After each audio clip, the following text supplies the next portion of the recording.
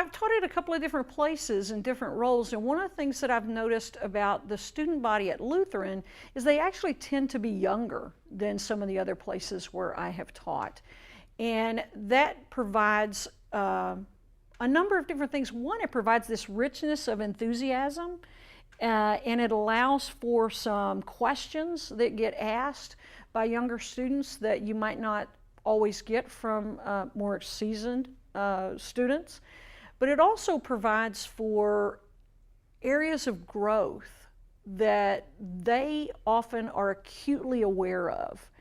That folks who come in second or third career, sometimes they've been pastoring part-time or they've been in the church for so long, they've made a lot of assumptions about how ministry works, or they've learned patterns of how ministry works, and they're not always willing to sort of look at their rough edges. That's not true of everybody, but I find that a really refreshing change. The diversity around denomination and ethnicity has been a great benefit here. One of my classes last fall was an evening class in the UTI program where I taught Intro to Preaching.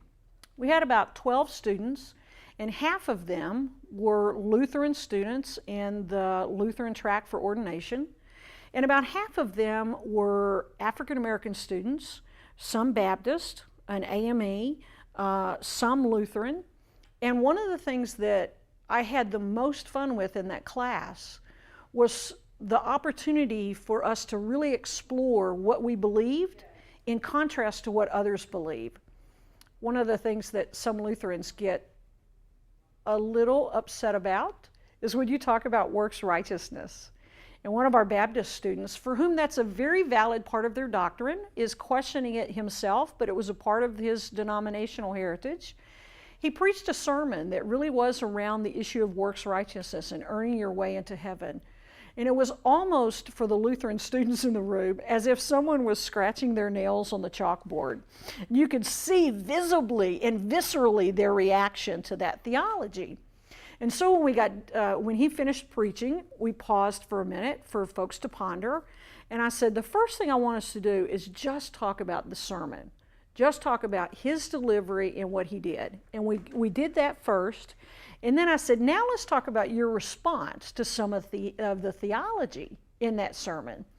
And we had the most engaging conversation about what it means to question your own theology and to question the theology of others when you hear them speak something that's contrary to how you believe.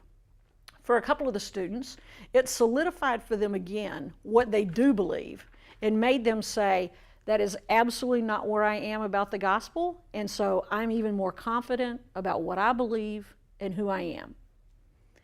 For others, for whom that tradition and that doctrine is a part of their denomination, hearing some questioning from the Lutheran students made them say, now where did I get that theology? What does it mean to me? And is it my own theology, or is it a theology that I've inherited?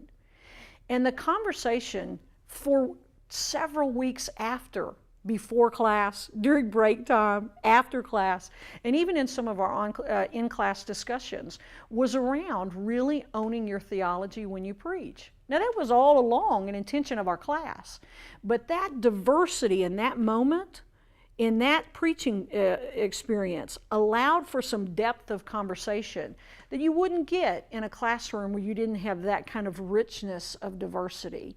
And it's one of my favorite moments of teaching here at Lutheran so far.